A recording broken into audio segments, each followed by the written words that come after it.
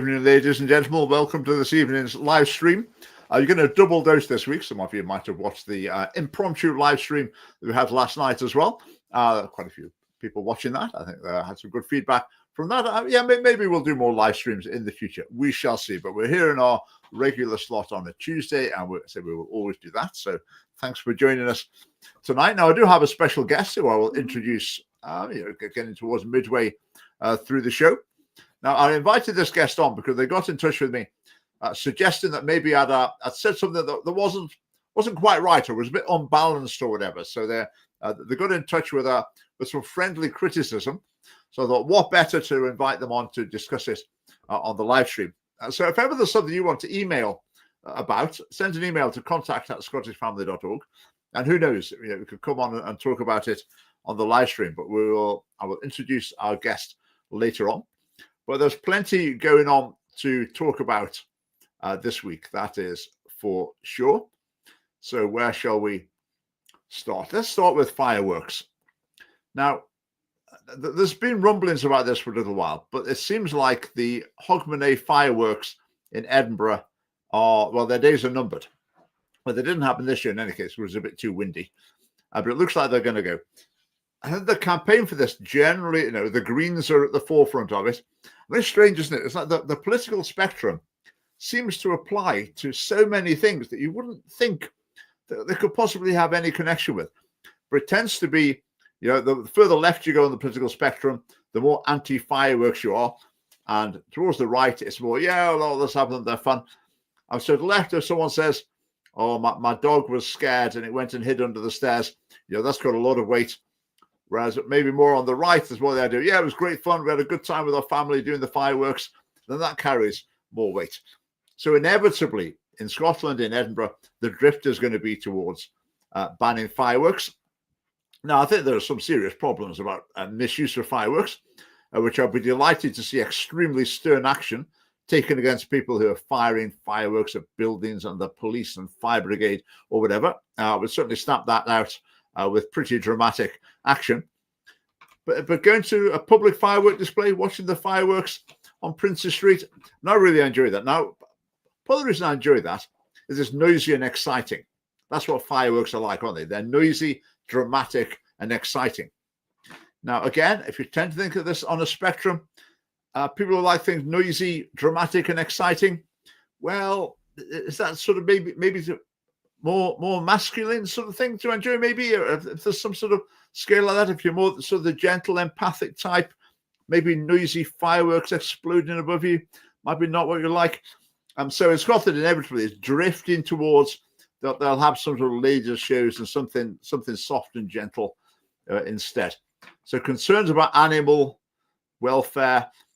The days when we send explosives up in the air were coming to an end, that alternatives could deliver a wonderful and heartwarming experience to audiences. Wonderful and heartwarming. That sort of sounds like soft and fluffy and cuddly. Well, okay, some people might like that, but it's not really what fireworks. Fireworks are not so much heartwarming as exciting and dramatic. So unfortunately, it looks like the anti-firework brigade are going to win on that one. I think they already stopped the fireworks at the end of the tattoo every night in Edinburgh because they said it stimulated PTSD in combat veterans. I mean, I go, oh, come on. Anyway, so family party policy, we would reinstate fireworks displays. No, that's not really our policy. But anyway, that would be my view. Just while we're on this subject, while I think about it in terms of putting on shows for tourism, another thing I've always thought, tourism policy, is there should be a military pipe band marching up and down the Royal Mile every day in Edinburgh. Set a time like they do in London. In London, Buckingham Palace, changing of the guard, 11 o'clock every morning, isn't it? Or alternate mornings. But they can do it at the Royal Mile. I don't know, pick a time of day. The pipe band marches up, marches down later. It would be a massive, massive hit with tourists. What an easy win. So when people make their videos, send their pictures home of what was best about Edinburgh, that would really be one of the top things. They would absolutely love it. And surely there's soldiers sitting around all over the place, practicing their bagpipes and marching up and down. So instead of doing a bit of practice, get the gear on, go up and down the Royal Mile, boost the economy, and entertain everyone, stir a bit of national pride as well, a bit of national identity. I would love to see them there and hear them. I think that would be fantastic. So let's, I'll propose that in the Scottish Family Party Policy Forum. Maybe we should get that in there. Anyway, so moving on to more serious things. Notice the grooming gangs issue has been looming large this week. It's interesting. It's been looming large because, well, not really very much. Basically, the further right you go on the political spectrum, the more keen they are to have this on the agenda. The further left you go, the less keen they are to have it on the agenda. And obviously, I mean, no one disputes really, I think, the scandal now. First scandal is that this was happening on such an appalling scale. And the second scandal is that authorities of various types covered it up, failed to act because of cultural sensitivities. So very important lessons to learn there. So do I think there should be a national public inquiry?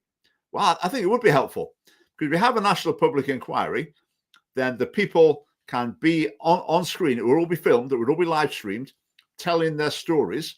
And I think that would be a very powerful dose of truth to the nation, for people to hear exactly what had gone on with this. And also for people who did fail, who did cover up, who did fail to report, fail to act. Again, they should be held to account.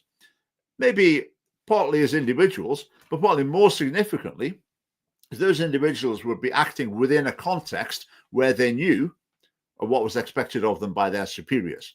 They knew the council would not be happy. They knew the government would not be very happy if they stirred up the wrong issues, said the wrong things, presented the wrong narrative in the nation. So I think a public inquiry would have been very helpful. Now, let's remember, we're having a public inquiry in Scotland at the moment. I think it's still ongoing, into the death of Sheku Bayu, who was the black gentleman who was sort of rampaging around in, was it Kirkcaldy, apparently wielding a knife. Concerned neighbours called the police. The police arrived, approached him. He attacked a police officer, a female police officer, smacked her on the back of the head. I think knocked her unconscious briefly. Then eventually support arrived. They managed to restrain him. He struggled and struggled, quite a strong man. But during the struggle or just after, unfortunately, the gentleman died. And we've got a public inquiry into that. Over one man high on drugs who attacked a police officer who happened to die while being restrained. No suggestion of any, on the face of it, any sort of misconduct or racism or whatever. But we have a public inquiry into that. Now, when we've had thousands and thousands of girls abused by gangs around Britain, including in Glasgow, and again, the question needs to be asked, why did this happen within a particular culture? I mean, generally, it was Muslim, Pakistani men. I think that's something we need to get to the bottom of. I don't understand why that is.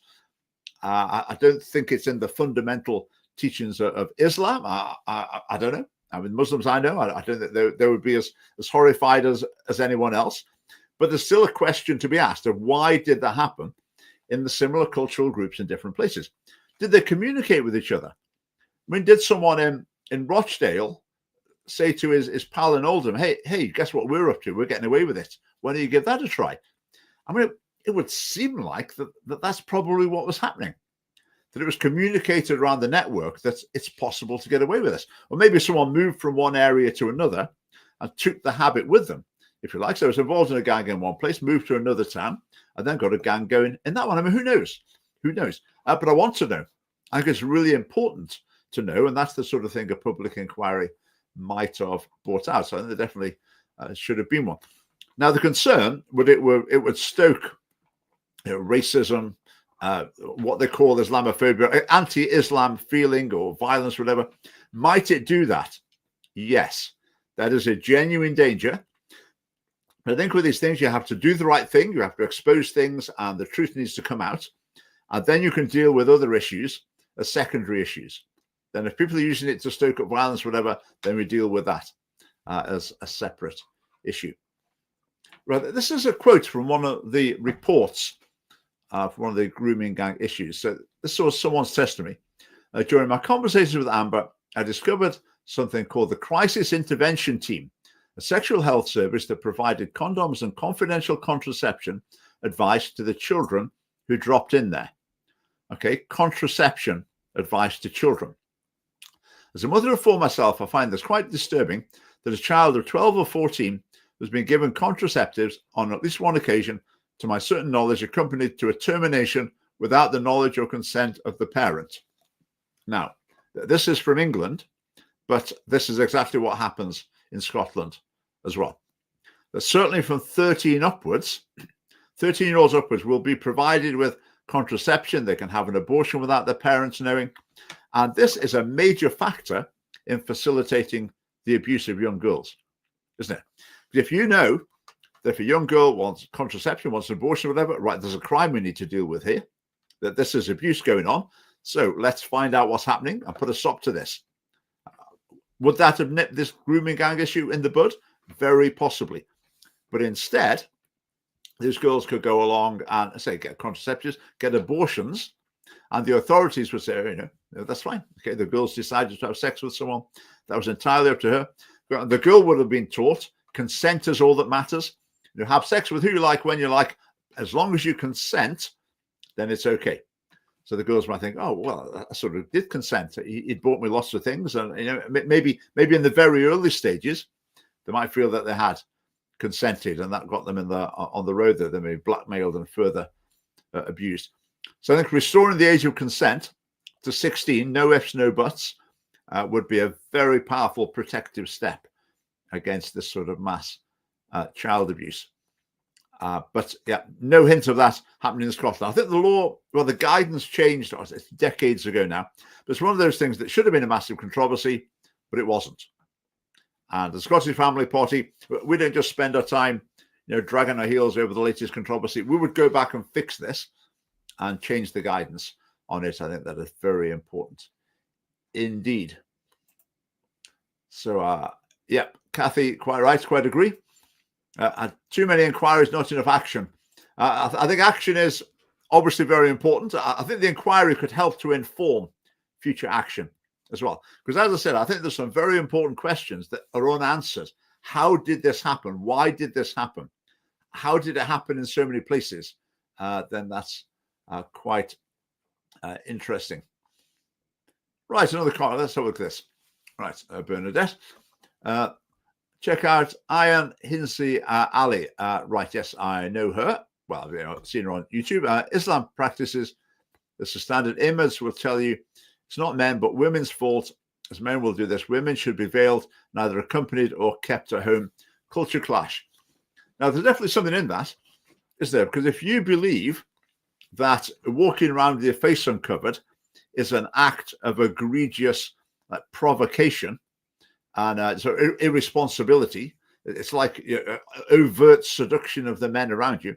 If that's your attitude, then seeing someone, you know, without wearing a burqa or whatever, you're going to think, well, this is some extremely sexually promiscuous person. This is a person, if you like, asking to have sex. I mean, why ever would someone not wear a veil or a burqa or whatever? So you would worry that mindset might be prevalent among some Muslim men. That will be a fear. But again, to what extent is that the issue? Was that a factor? It would sort of make sense to some degree, but I want to know. And I think that's what an inquiry could help with.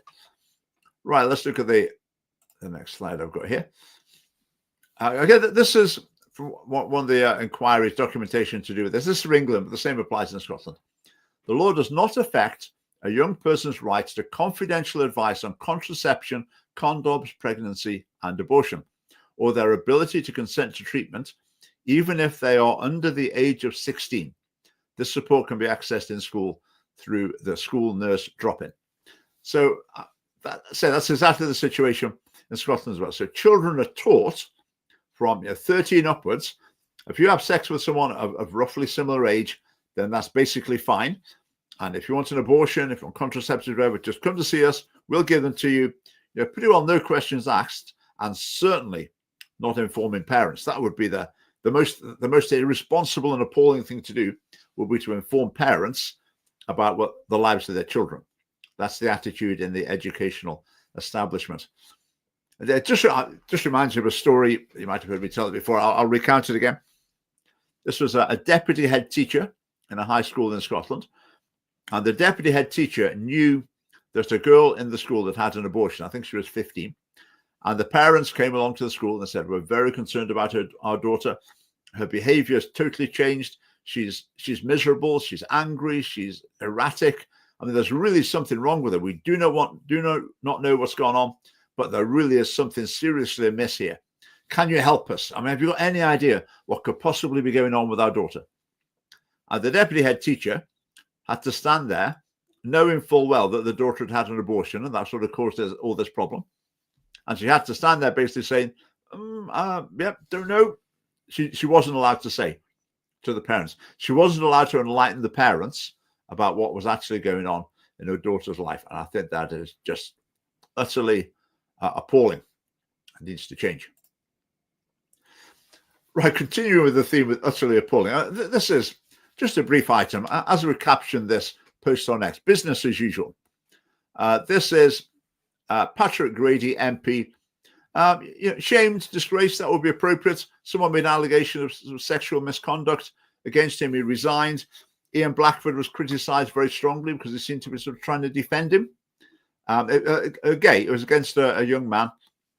But basically, Patrick Grady resigned as a result of it. I would say resigned in shame, disgrace, whatever. I'm not saying don't give the guy another chance or whatever, but certainly his political career ended in disgrace, as it should do if it turns out that someone's been involved in that sort of behavior.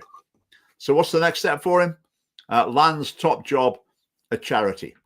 That is just classic Scotland. Once you're on that circuit, once you're an insider like that, you can just go from one golden job to another, where the taxpayer will be forced to pay you to promote your own ideology. Goes round and round in circles. Well, the other classic, one of the many other classic cases of this was there was an aide to Mary Black when she was an MP at Westminster.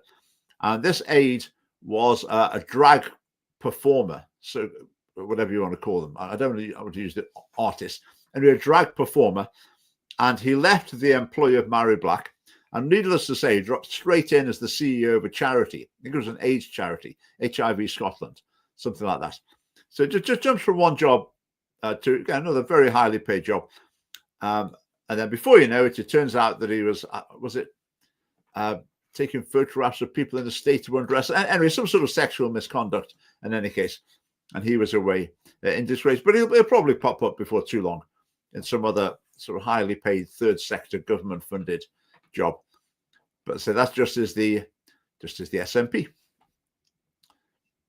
Right, what have we got? I mean, it almost gets tedious, doesn't it, in the newspapers? We just get this steady stream of stories about misbehavior in schools, which we're going to talk about a little later. But this was quite interesting. So saying 143 assaults on Aberdeen teachers in 2024, right, which is quite shocking. Some being bitten by pupils. But then it says de-escalation training is what they need. That's what the article was saying. We need de-escalation training. And it reminded me of a story from a friend of mine who was doing some teaching in Cambridge. It wasn't in Scotland, but it could easily have been.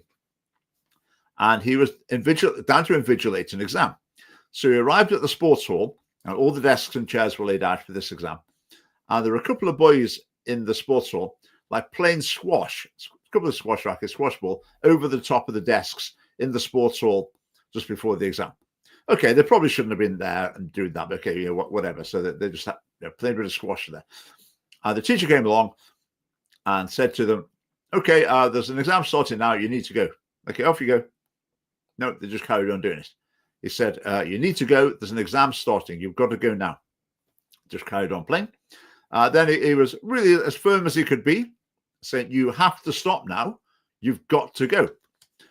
And one of the boys approached him, swinging the squash racket closer and closer to his face, to the point where my friend was having to back off from this boy so he didn't get his nose broken by him swinging this the squash racket at him. So the teacher had to back off, had to go out of the sports hall rather than be hit in the face with a racket. So he phoned the deputy head or whatever, the person you call in these sort of situations. And the deputy head came along and said to the boys, now, what's all this about? Now, this is very silly, isn't it? You really need to go, don't you? So, oh yes, sorry, sir. Yes, we better go. And off they went. And that's the sort of situation where this deputy head might think, oh yes, my de-escalation tactics were absolute perfection. The first teacher is obviously a bit incompetent, but when I came along, I managed to sort out the situation and everyone's happy. I didn't have to make a big fuss, no punishments, everything's sorted out. What a great job I've done. Well, actually, no, you haven't done a great job, because those boys have basically got away with it. They were like threatening to assault, or attempting even to assault a teacher. But then all they have to do is say, oh, sorry, sir. Yeah, okay, we'll go now. And that's all forgotten about. Totally inadequate response. But that's the philosophy, if you like, of de-escalation. That whatever misbehavior there is, you don't need to deal with it, address it, punish it. You can just, if you can just stop the person doing what they're doing, then what more could you want? The mission is accomplished. But we'll maybe come back to that a little bit later as well. I've got a few videos to put. I'll save the videos till later. Let's go to another slide. This is on the same theme, actually. I would recommend you go and look up this article on Unheard. It is absolutely brilliant. By gentle parenting, it's meaning the type of parenting that doesn't hold children morally responsible for what they do. So it's always assumed that there must be a reason why they've done that. I'll bring our guests in after this because it's all very relevant. You always assume that there's some other factor causing them to behave that way. And it's in taking away moral responsibility, then the children, to some degree, don't learn what morality is. They don't learn about right and wrong, because no matter what they do, their parents don't treat it as a matter of right and wrong. They treat it as a matter of, oh, you didn't quite know enough, you didn't understand enough, you need to learn a little bit more in that situation. They were saying the result of this is the parents are sometimes actually quite angry with their kids. So the kids are behaving badly, but they don't want to address it head on and be firm with them. So they bottle it up and become more and more angry inside, which ends up sometimes eventually with them bursting, the anger bursting out in inappropriate ways towards the children, or it can just make the parents miserable. I think what then happens in a society is people see families with young kids and they think, that looks a nightmare. Why ever would anyone want a kid? That just looks appalling. Having someone like that living in your house, total nightmare. And I do believe that's a deterrent to people having children, because they see families with children around them. And in many cases, they think, well, that doesn't look fun. That looks a pretty unpleasant experience. So this is the perfect time, I think, to bring in our guest this evening. So can I welcome Matthew Todd? Good evening, Matthew. You're muted at the moment. Hi. Welcome. Yes, so Matthew got in touch and he dared to suggest that I maybe hadn't quite seen things from all angles on one of the issues. I mean, what a cheek. So I invited him on to have a chat. It was a very interesting point that he raised. So Matthew, do you want to tell people a little bit about yourself, and then we can launch into our topic? Sure. So my name is Matthew Todd. I did debate about going undercover and changing my accent and stuff, but this is really me. So bring on the haters.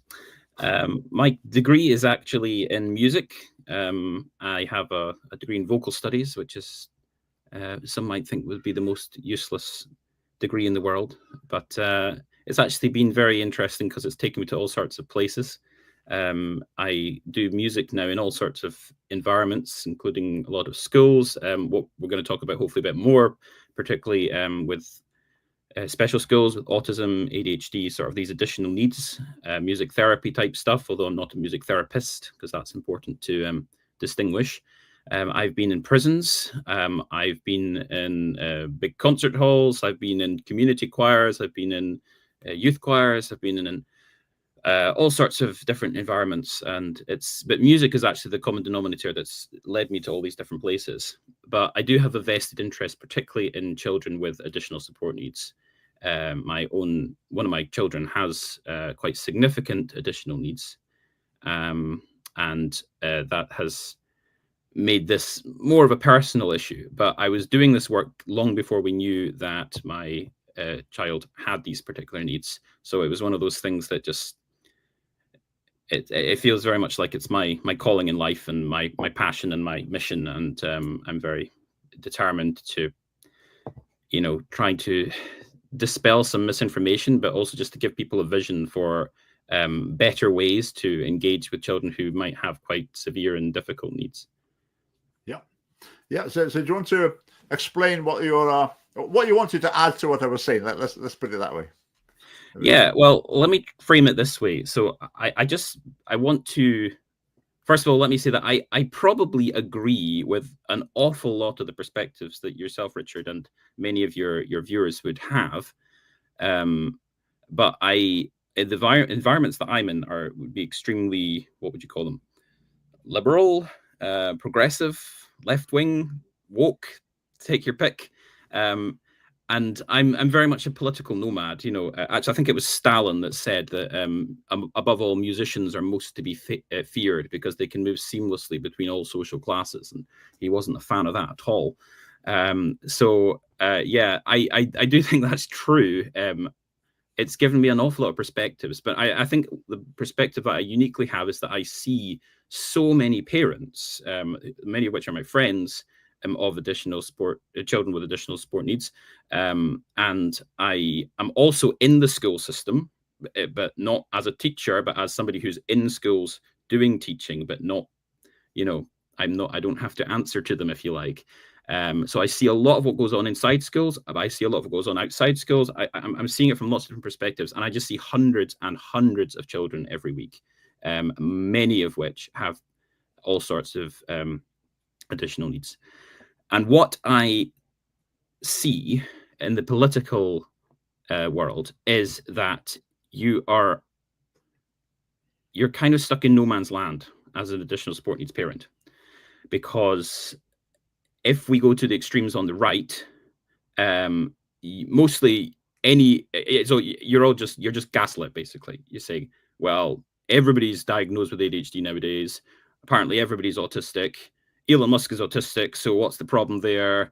It's just bad behavior. Take some responsibility. We've already touched on that already in the live stream. Now, I don't disagree with that necessarily. I could find places where I agree with all of those statements. But the lack of nuance is incredibly significant, because it means that people who are actually in genuine need, and who are struggling with a child with a disability, in the eyes of the government, the child has a disability, and instead of being given support, they're being given judgment and criticism, and that is just not fair, in my opinion. It shouldn't go without saying, but it is definitely the case that you will find much more extreme problems, perhaps, I would argue, on the extreme left, because you will be, they are very open to additional needs, autism, neurodiversity, but the deal is that you have to then become one of these protected statistics, and you have to toe the line with that, and you are co-opted into all sorts of things that your brain works a different way. That's it. But suddenly, you find yourself dyeing your hair blue and going off on all sorts of crusades that perhaps you didn't think were anything to do with being autistic, but then apparently they are. And some of it's quite, I joke, but some of it's quite serious. Like I say, that sort of militant kind of authoritarianism that you often see on the extreme left is rampant. You have people who, to have the wrong opinion is to be literally evil. And that, I'm afraid, is impossible in this world, because there is no consensus. The whole autism conversation is very new. Neurodiversity is very new. The terms are constantly changing. Terms that were mainstream 5 years ago are now considered extremely offensive. Sometimes they come full circle and we're back to where we started. I can barely keep up with it. There is no chance for your average person to keep up with it. So you find yourself in that, if you're in that environment, then you find yourself, I'm constantly getting it wrong. I basically just have to keep my mouth shut because I'm going to get attacked by the mob. So people find themselves stuck in the middle. And my hope is that a party which calls themselves the Scottish Family Party could maybe be one of the first that genuinely stands up for families who are in these sorts of situations and takes it very seriously. And I think there'd be many people that would be extremely open to even challenging some of their existing politics or whatever, if they felt that somebody genuinely cared about the plight that they're in. Yeah, that's very interesting. As I say, well, your email, it did make me think. I would say when I talk about this, as you said, my main emphasis is that in Scottish education that there's a diminution of personal responsibility. That there's too much assumption that it's not really, they couldn't really help it. I feel so. That's the main focus. I do try to balance that and say, obviously, there are some children with difficulties, and that's things are not so straightforward there. I do try and say that, to remember to say that from time to time. But I think ultimately this issue, I haven't got an answer for it, I would say. I'm pretty sure in the mainstream schools, in dealing with a majority of pupils, then the problem is the one that I address. That the expectations are too low. They're not held personally responsible. But then there are people that well, it's not like a clear border between them. There's a spectrum, but then you do get into pupils who genuinely, they're not going to respond to that sort of conventional treatment, discipline, whatever. So I think other types of support are appropriate. And then there's the spectrum in the middle, and deciding how to respond to different ones or what's the best context for them. I think it's really very, very difficult, and it's a question I really haven't got an answer for. I mean, do you think there's an answer to that? I mean, what can schools do? I mean, at some extremes, then some sort of special schools, especially tailored school, will be the best solution. But then there'll be another people who, well, that's not quite the best solution to them. They probably can cope in the mainstream school, but maybe the teachers in the mainstream school might not agree with that. I think it's very difficult. I mean, is there an answer to it, or is there just no simple solution? I agree. I agree with everything you said there. And I think, as I say, it's not unrelated. I'm not disagreeing with the points that you made previously, because the lack of discipline in schools and the chaos in schools is terrible for everyone. And it's perhaps most terrible for people that would already be struggling with some form of neurodiversity. I think, though, the solution is, and I have come to this conclusion very reluctantly, but I just don't think our schools are fit for purpose. I think maybe they were once. I mean, I tried to think a little bit of a blurb. I tried to think back on my own experience of somebody that was certainly very different. I'm not diagnosed with anything, but I'm probably autistic. I'm very happy to admit that. But yeah, school was really hard for me, but I don't remember it. It was a different situation. I grew up in a very deprived area, very although I know you don't like that word, and I'm not a fan of that word either, but you know what I mean. Social deprivation. My friends swore every second word, and there was all sorts of social issues and all sorts of things. But I had a very happy childhood up until maybe 12 years old or something. And I had some genuine friends, and I never really felt unsafe, I think, in the way that a lot of pupils do now in school. They go into school and they do not know who is calling the shots. And that is terrifying for a child. And it's extra terrifying for a child that perhaps is on the autism spectrum, for example, and who really needs routine and needs consistency. And I would say, as an aside at this point, that is the challenge with special schools as well. My child goes to a unit when we're incredibly grateful for that. I work in a special school in Paisley, which is massive, and I see hundreds of children there every week. And they are amazing places, and they do wonderful work. But then your trouble with that is you're surrounded by people who are massively triggering to you, because they all have similar needs to you. So that's a challenge as well, and that's part of the reason why the authorities are often very reluctant to send children to these schools unless there's no other option. They often opt for support within a mainstream school if they can help it, if they can manage it. Part of it's also just funding, but there's that sort of aspect to it. But I don't think, going back to the answering the question, all that said, I don't think the schools are fit for purpose. I think you need a more individual, tailored approach. I think what is really tragic is when you have your own child who's in this situation, and you see how different they are when the environment is right. like my child, when she's with my mum, who is just a bit of a saint, but their house is just so calm. My mum and my dad, my parents, they've got this very calm sort of house out, kind of, it's more rural and everything. And my daughter just becomes just almost neurotypical when she's there. She's so much calmer. She's so much happier. She's just playing away. But then even you talk about going to school, and this is a special school, but you talk about going to school, and she immediately, the anxiety just kicks in, and she says, it's, I don't want to go there. It's a sad place. And she'll get so stressed about it. She won't go to sleep. She's still awake now, actually, as it happens. Yeah. And she'll probably be awake for the next few hours. And she sleeps much better on holidays. But I just think. Okay, so just making this up off the top of my head, what do you think of this idea? So it sounds to me as though for some children, just going to school full stop is not the best thing for them. They're probably some sort of home education. How about if pupils were diagnosed with this sort of condition, that the government has some scheme to help enable home education? Yeah, I would be massively in favor of that, because so many people I know, including some people who are in my close family, have been forced to home educate. They haven't done it by choice, but then once they've done it, they've been so grateful that they have. It's not an option that's available to everyone. Not everybody is a qualified teacher. Not everyone do it. Not everybody's work situation would allow them to do it. Yeah. But it is that's why I'm no longer agnostic about this issue, because I see, generally speaking, the difference once they get out of that environment, that school environment, which is supposed to be there to educate them, to help them. They start to learn and they start to thrive.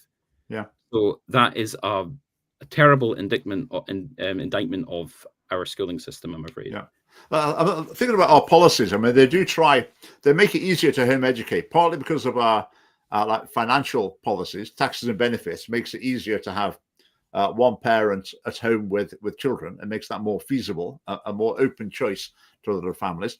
The other thing is our policy is to provide a lot of support to families that home educate, into like the facilities of the local school. Go and use what you like. You can use their assessments, you can use their facilities, their resources, all sorts, to try to provide as much support like that as possible as well. But certainly from what you're saying is making me think that the substantial number of children, home education is going to be the best thing for them at that point. It also made me think as well, when I was teaching, the school I taught in was a very expensive boys' boarding school, and the behavior for most of the time I was there was pretty good. So I would have a class of, say, 20 boys, and they'd be pretty good, basically. Sometimes you'd have one boy who had got some sort of issues, and his behavior was not good. Now, I would find sometimes there would be an understanding among the rest of the boys that so-and-so is different, and they sort of can't help it in some ways, and they're not always going to meet the standards of behavior. But that's sort of acknowledged by the other boys. They realize that boy is different. And you can sort of have quite a sort of nice dynamic there, that things can function.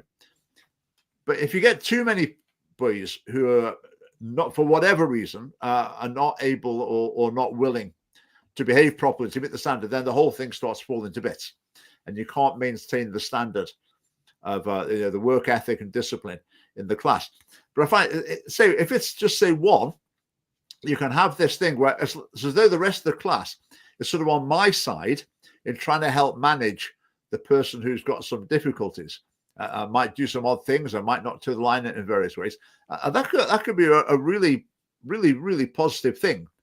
But it's quite a fine line between that and the whole show falling to bits a bit, and you're then just unable to maintain the standards that you want to, because there are just too many pupils in the class who are not going to meet them.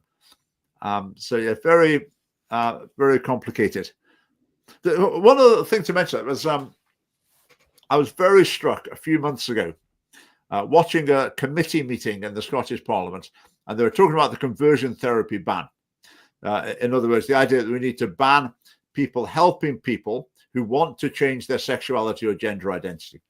And the Green MSP, Maggie Chapman, who does say some of the most remarkable things and extreme things in the Parliament, she chipped in the committee and said, okay, we need this LGBT conversion therapy ban.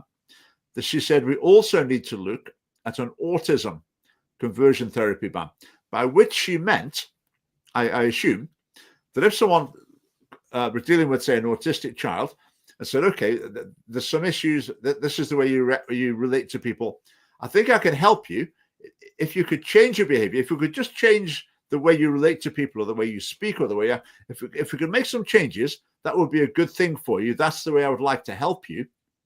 Then she was saying that should be classed as conversion therapy and should be illegal. I thought, whoa, that's just bizarre. You know, is that not the most compassionate and positive thing you can do? Is it just trying, to the extent that it's possible, trying to help someone to become more aware of the way they behave and to move forward? I mean, what do you think of that? I think I can explain that one fairly easily, because just as the conversion therapy ban in Scotland is kind of, it takes an American problem specifically. Like the whole, you know, camps where you send people away to conversion therapy and electric shocks and all this, because as far as I'm aware and everything I've researched, I don't think that even really happened in this country at all. No. So it's a sort of straw man that's been created in order to sort of pull it down. Similarly, with the autism thing, there's what's called ABA therapy in America. It's not practiced here, so it's a bit of an irrelevance. There were a few practices, you know, in the past that were well out of order and that were denounced and which are now illegal, etc. But there's still a lot of kind of hard feelings and revenge, you know, about these things, people that were mistreated by these things, whatever. And so there's a huge sensitivity to any sense that you're trying to change somebody's behavior. I think as well, you have to imagine a situation whereby you are a middle-class parent and you're living the American dream. I'm not picking on Americans. I'm just using this as an example because of ABA therapy. And then something terrible happens. Your child is diagnosed with autism, and you think, oh no, this idea of the perfect house and the perfect family and the perfect job, I can't have it anymore because my child is not behaving in a rational and normal manner. So if I could just change their behavior, so to train like a dog, almost train them to just do things so that make them look neurotypical, look people in the eye and everything, and so that they're so they can pass for neurotypical, then I could somehow solve that problem. And you can see why that would be a problem, because it's a very selfish perspective that you're actually just looking at it, you know, to defend your own reputation rather than for the child. But with all these things, I don't think it's something that really exists in this country. It's not a conversation. I've never heard somebody in this country speak like that. No. I think I would say that's what education is about for all children, especially younger children. Is you're trying to help them to understand how to relate to people, how to interact, what to do, what not to do. You don't punch people, the way you speak, etc. But that's just education. It applies to everyone. You're trying to help people to understand. I say, if you're like the older days, if you were left-handed, they'd tie your left hand behind your back to make you right-handed. So if you go back in time or some parts of the world or whatever, you might think, oh, that was a bit much. But it was interesting. Again, I was saying earlier on in the live stream, it's interesting how, like, so many issues that you might think initially not political at all, they do end up as political issues. Like with this one, you can see the left-right spectrum playing out. Well, that's what I mentioned earlier. This is a perfect example of it. The left trying to co-opt somebody's disability into, you know, say, oh, you're now an ally. You now you're one of us, and therefore you're a foot soldier in this fight against, I don't know, patriarchy or whatever it happens to be. Pick your enemy, and that is immoral in my view. That you should not co-opt somebody's characteristics which they have no control over into your own political agendas. That used to be just agreed, I felt. I think on the left, the circle of people who are not fully responsible for their actions is always expanding. I think that tends to be the trend. Like the Scottish government saying, you're not fully responsible for crimes until you're age 25. And ultimately, I think on their philosophy, they don't actually believe anyone's responsible for anything they do. We won't go into the deep philosophy of that, but I think that is the thinking. It's all to do with society. It's to do with upbringing. That's what's really to blame. People, if people do things wrong or don't behave well, it's actually, they're actually the victims of something else, which I think for the vast majority of people is not true. But obviously, there are people who are unable, and the laws recognize this forever, hasn't it? In a criminal conviction, the question has to be asked: is this person responsible for their actions? And in some cases, the conclusion is, well, no, they weren't. They actually couldn't have done otherwise. This wasn't something under their control. So I think whatever your view on these things, everyone has to acknowledge that this is the case with some people. But the trend recently has just been to try and expand that circle. Yes, but as well, it's a strange thing because, as I say, I've actually worked in, I think, all the male prisons in Scotland now, almost. I've done quite a lot of work in prisons, and they are full of people who were told, for their entire childhoods and teenage years, like, oh, it's not your fault, it's not your fault. But funnily enough, when you get to a court of law and you've murdered somebody, the tune changes somewhat, and it's a terrible shock to find out that you've been lied to for your entire life, and that you are going to prison probably for all your healthy years, and your life is over. So I think it's a false compassion. It's not. I think it's done for political ends. It's not done out of compassion for the people who you're trying to include in this ever expanding non-guilt area. Matthew, that was absolutely fascinating. I really appreciate you coming on to talk about that. I was really, you must come on again sometime. When another topic catches your attention, you must come on again. That's been very enlightening, very interesting, and it was a very appropriate little challenge to bring as well, which I'll try to bear in mind in the future. Have a look at our policy. Our policy does mention this, our education policy. So if you wanted to write another little bit to it as a proposal, we'll put that to our policy forum and we can consider it. But really appreciate you coming on, and hope to see you again. Thank you so much. Much appreciated. Bye. Right, I say if ever there's something on the live stream, you've got some view, email, and you never know, we can maybe come on sometime. Right, a few comments. Mr. Name. Is Scotland decreasing the age of consent? The age of consent in Scotland is basically 13. That's been the case for a few decades now.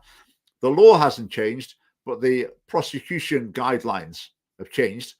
So basically, if someone is 13 or over, having sex with someone, I think it's with an age difference of less than 3 years, then ordinarily there'll be no prosecution. So 16-year-old boys know if they have sex with a 13-year-old girl, they're sort of okay. And pupils are explicitly taught this. It's not just that pupils growing up think, oh, it's illegal to have sex under 16, isn't it? And then they do, and they find out, actually, nothing happened. They're taught in schools explicitly that you won't be prosecuted if you're 13 or over. If they'd have said we're going to change the age of consent, that would have been a massive controversy. So they didn't want to do that. So they did it by the back door, the sneaky way, and just said, okay, we won't change the law, but we just won't prosecute people for it. And that's opened the door to a massive amount of abuse. And it's not just abuse as well. It's also opened the door, or it increased the amount of underage sexual activity, much of which, if not all of which, will be harmful to the life trajectory of the people involved, particularly to girls. I think sexual promiscuity takes a significant emotional, psychological toll on girls in terms of future relationship stability, for example, and the same applies to boys to a significant extent as well. Basically, you're most likely to have a stable relationship, long-term relationship, continuing relationship. That's most likely between two people that haven't had sex with anyone else before they get married, than have sex for the first time. So in terms of relationship stability, that is the ideal. I mean, that's part of the wisdom embodied in the social institution of marriage. So that's the ideal. The further you go away from that ideal, then the more unstable relationships become. So because if someone's made the sexual bond with one person and another person and another person, then its power is diminished. Its effectiveness as a relational cement, if you like, is diminished. It becomes less effective. So I think it's not just a matter of abuse. It's just a matter of this teenage premarital sex is harmful to the people involved. They might not realize it. They might not realize when 20 years later their relationship is breaking up. They might not realize that this is actually linked to the fact they've undermined their own capacity to bond in a sexual relationship through sexual promiscuity in earlier life. But that is that's the facts of the matter. So yeah, good point. Right, what have we got here? JT, I have a friend who was enthusiastic about going into teaching. Less than 5 years into the job, looking for another career. Kids are a nightmare. Parents don't care. You hear that a lot. People going into teaching. People leaving teaching is a big problem. The teaching profession. To be honest, teachers' salaries in Scotland, they're pretty healthy. I would say it's a relatively well-paid career. I don't get paid as much as a doctor, but it's I would say it's well paid. But they're struggling to get people to stay in. Right, Evan Fraser, Happy New Year. Brian, Happy New Year to you too. I forgot to say that at the beginning, didn't I? That was very remiss of me.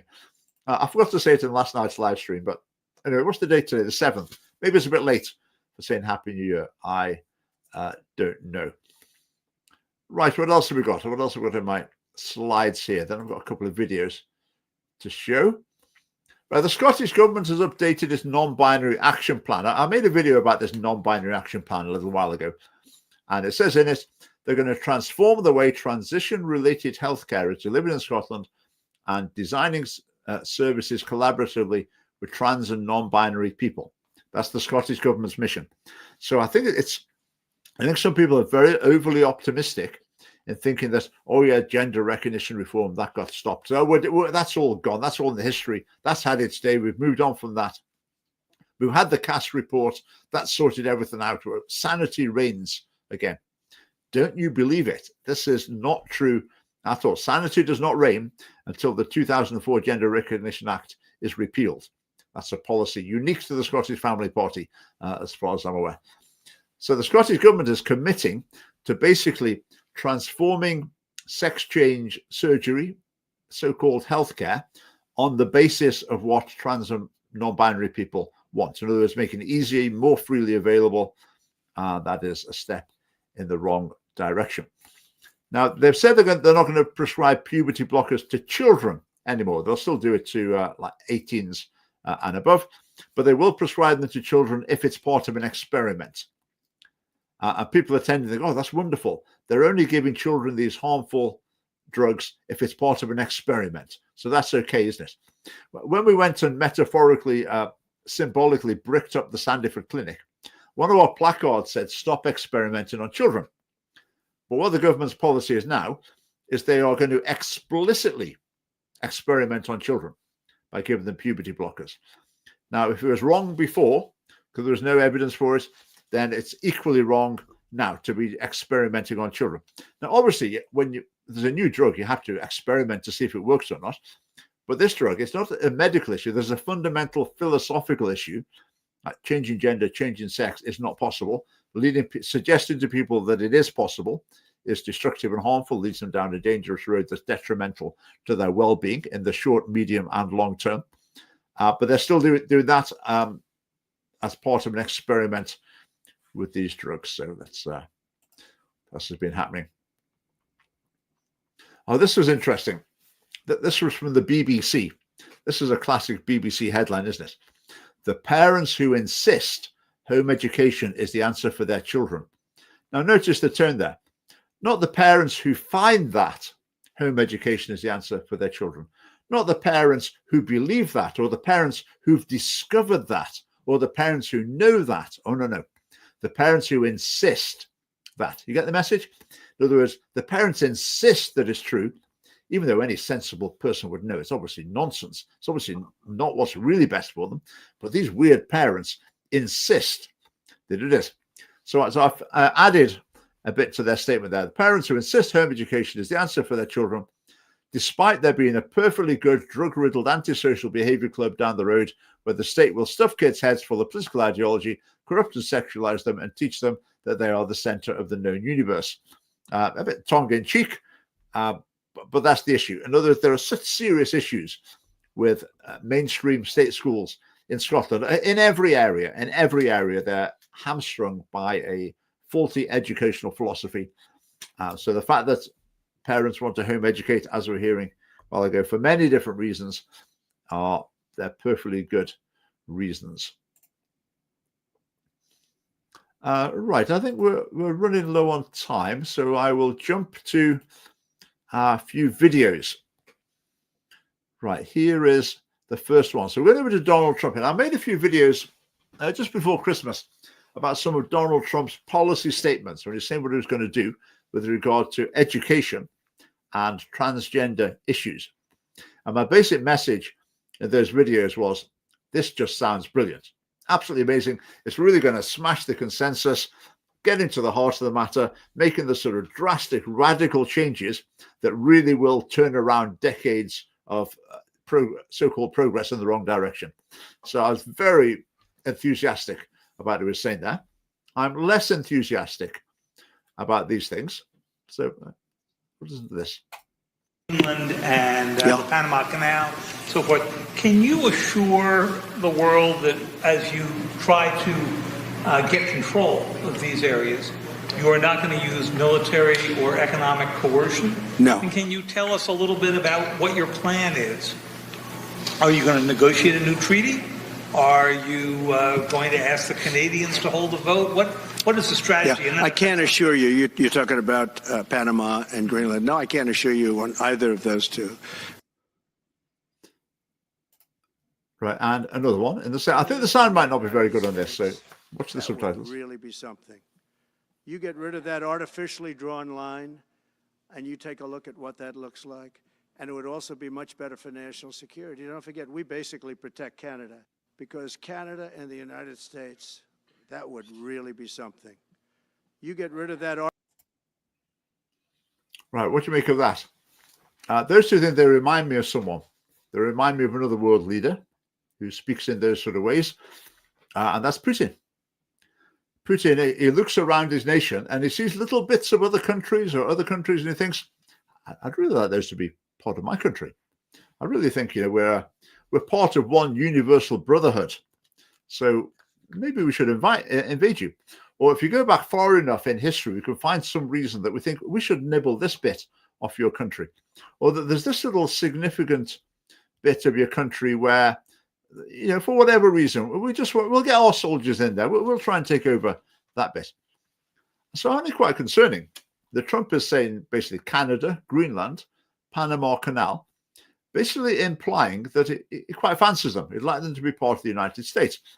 Now, if a US president were to say, we would love to invite Canada to become one state or a number of states within the United States of America, that would be a reasonable thing to say. That would sort of be okay.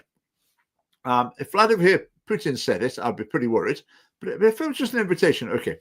But the journalist there asked him, can you commit that you won't use military action to take these? And Trump said, no, I won't commit. He said military or economic, but Trump could have clarified and said not military action. In other words, Trump there is not ruling out invading Greenland.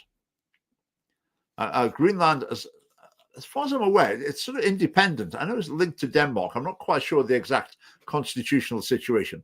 But whatever it is, it's very definitely not part of the United States of America. So if I was living in Greenland, I'd be thinking, right, we need to get some defense in place, because that's quite concerning what they say. Now, people will come in here and say, oh, that's just Trump. He's the great negotiator. All he's doing there is making an opening bid, an opening pitch in the negotiation. So he started with something really extreme, but then he'll come back and he'll end up being, can we do a deal, or can we buy some oil rights in Greenland or whatever. So what he actually wants is something far less than that. But it started at the extreme, just as a negotiating tactic. Well, I would say, no, that's not on. That is not on. You cannot express openness to the possibility of taking military action against a neighbor in order to incorporate its territory into your own. You can't do that. Now, inevitably at this point, you'll end up with someone saying, "Oh, but Trump, have you seen what he said about transgender? Oh, I like what he says about this. I like what he says about that. I don't care what you like about what he says about what this is. I don't care about what I like about other things he says." This is concerning. This is very concerning. It's very irresponsible, and to some degree, sort of bullying of weaker nations around him. And well, let's hope this doesn't amount to anything. Greenland's premier wants to be independent of Denmark. Yes, I understood that was the case. Greenland is, part of Denmark under a Danish control, but they would like to be an independent nation, which again would be the same thing. It's still the same situation whether independent or not. Like the Faroe Islands, I think, are they now completely independent of Denmark? The Faroe Islands were on a route towards independence from Denmark as well. But I think that's quite concerning what Trump had to say there. Now, I'll talk about the last thing very briefly before I finish. I want to talk. Right. This is Mark Zuckerberg, the boss of Facebook. Now, he's had his hair permed since I last saw him. I'll listen to this video. I'll play some more to it. I'll listen to this video. And by the time I got to the end, I thought I need to check this is not some sort of AI-generated impersonation. Or I need to check this is not an actor pretending to be him. Because what he was saying was so totally different than anything I would have expected from Mark Zuckerberg. I thought it was a hoax at first. So I had to go and check that this has been reported in newspapers. But yeah, let's have a listen. Just listen to this. About something important today, because it's time to get back to our roots around free expression on Facebook and Instagram. I started building social media to give people a voice. I gave a speech at Georgetown 5 years ago about the importance of protecting free expression, and I still believe this today. But a lot has happened over the last several years. There's been widespread debate about potential harms from online content. Governments and legacy media have pushed to censor more and more. A lot of this is clearly political, but there's also a lot of legitimately bad stuff out there. Drugs, terrorism, child exploitation. These are things that we take very seriously, and I want to make sure that we handle responsibly. So we built a lot of complex systems to moderate content. But the problem with complex systems is they make mistakes. Even if they accidentally censor just 1% of posts, that's millions of people. And we've reached a point where it's just too many mistakes and too much censorship. The recent elections also feel like a cultural tipping point towards once again prioritizing speech. So we're going to get back to our roots and focus on reducing mistakes, simplifying our policies, and restoring free expression on our platforms. More specifically, here's what we're going to do. First, we're going to get rid of fact checkers and replace them with community notes similar to X, starting in the US. After Trump first got elected in 2016, the legacy media wrote nonstop about how misinformation was a threat to democracy. We tried in good faith to address those concerns without becoming the arbiters of truth. But the fact checkers have just been too politically biased and have destroyed more trust than they've created, especially in the US. So over the next couple of months, we're going to phase in a more comprehensive community notes system. Second, we're going to simplify our content policies and get rid of a bunch of restrictions on topics like immigration and gender that are just out of touch with mainstream discourse. I mean, this is just remarkable to listen to, isn't it?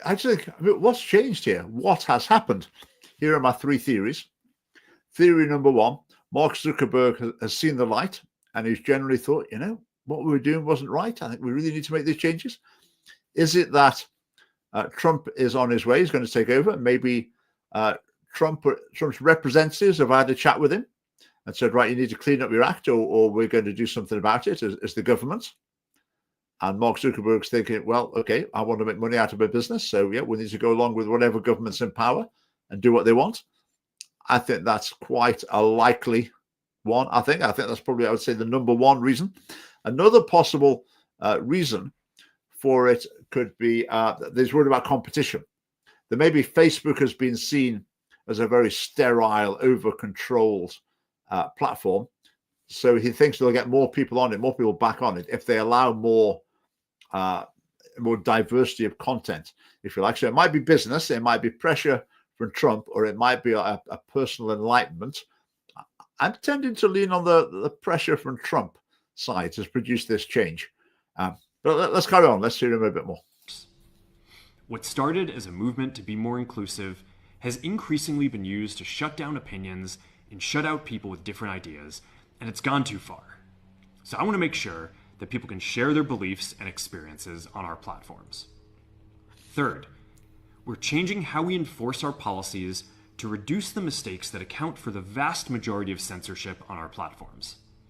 We used to have filters that scanned for any policy violation. Now we're going to focus those filters on tackling illegal and high severity violations. And for lower severity violations, we're going to rely on someone reporting an issue before we take action. The problem is that the filters make mistakes, and they take down a lot of content that they shouldn't. So by dialing them back, we're going to dramatically reduce the amount of censorship on our platforms. I mean, that's music to my ears.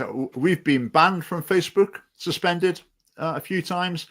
We've had posts removed, classed as hate speech, which were total nonsense. Then you appeal, the same on YouTube, you appeal, and then the appeal never gets anywhere. It's always just the decisions upheld.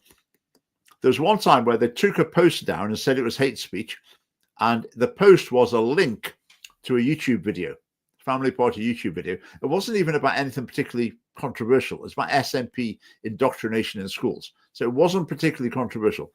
So they said it's hate speech. The same video was already uploaded onto Facebook. So as I said in the appeal, this video is uploaded onto your site and you're saying a link to it is hate speech. But yeah, it was upheld. So, right, good news. Let's hope we see that coming through in the months to come. We're also going to tune our content filters to require much higher confidence before taking down content. The reality is that this is a trade-off. It means we're going to catch less bad stuff, but we'll also reduce the number of innocent people's posts and accounts that we accidentally take down. Fourth, we're bringing back civic content. For a while, the community asked to see less politics because it was making people stressed, so we stopped recommending these posts. But it feels like we're in a new era now, and we're starting to get feedback that people want to see this content again. So we're going to start phasing this back into Facebook, Instagram, and Threads while working to keep the communities friendly and positive. Fifth, we're going to move our... Right, just to say about that again, that's great news for us if that actually comes through in the UK. Our Facebook following is about 13,000. It used to be, if you went back, say, 3 years, a good post on Facebook would get a couple of hundred likes, say. I mean, sometimes, our best post of the week might be seen by, say, 25,000 people. So really significant reach on Facebook. But then, like, overnight, they changed their algorithm, and it was just, our Facebook reach was destroyed. So instead of getting like 200 likes on a good post, you'd be getting like 20. Like really absolutely less than 10% of what we used to get. So that was a big impact for us. It's very frustrating because our Facebook following, the significant part of it was attained through Facebook advertising. In other words, presenting the Family Party to people who wouldn't otherwise have seen our posts. They do see them, they like them, they want to follow us, and you build up a following. So we spent money with Facebook to build up a following. Then Facebook just decides overnight that it's not going to show our posts to these people that we've gained as followers. So if that change is going to go through and they're going to allow political content its fair exposure again, then that's very good news for us. Anyway, trust and safety and content moderation teams out of California, and our US-based content review is going to be based in Texas. As we work to promote free expression, I think that it will help us build trust to do this work in places where there is less concern about the bias of our team. When I watched that, I thought, is this real? This is like something from the Babylon Bee. It's like something like that, some sort of dream world for people. They're relocating the moderation team to Texas to remove suspicion of bias. Surely moving it to Texas is just going to bring the suspicion of bias in the other direction. But I mean, he's really serious about this. This is a pretty dramatic step. I mean, this is almost as if this is Donald Trump's speech about his vision for Facebook, which again makes me think that the reason this is happening is that the Trump administration in waiting has somehow exerted influence on Facebook. And as far as what he's saying here, I think it's very positive influence as well. I won't play the rest of this. He goes on to say it's really important this happens in America. He says in Europe, then governments are pressurizing Facebook to censor more and more, which is very concerning. So I think in the UK, the pressure will be on from the Labour government for Facebook to censor more and more. And in terms of distributing, exposing more political content, then I would imagine that's not up to governments to have any say in that. So hopefully that will be taking place in the UK as well. And hopefully we'll see our Facebook account take off and have the sort of reach it did in the good old days. Right, time has passed. Thank you very much for joining me for this hour. It was great to have Matt on. That was a very interesting discussion. So do join us next week. There'll probably be other video content. I can mention a few things coming up as well. I think we're going to be over in Stornoway around the end of January, maybe another meeting or two in the Western Isles. I think we'll have an event on the way back in Inverness as well. We're looking to Kirkwall, Thurso, having meetings in those areas, maybe Aberdeen as well later on in the winter. So keep your eye open for those. The other thing as well, some of you might have contributed to our 18,000 fairy lights that we've ordered to represent, symbolize the 18,000 lives lost to abortion last year. They're all on order. They're not quite all delivered yet. Once they're all delivered, we will arrange our first event using them. So we'll have some sort of display, possibly at the abortion clinic in Edinburgh at night time, or so these will be visible. I think it will be a very striking sight. So keep your eye open for that, and we'll see what sort of an impact they make. Right, so yeah, thanks for watching, and see you next week. Right, good night.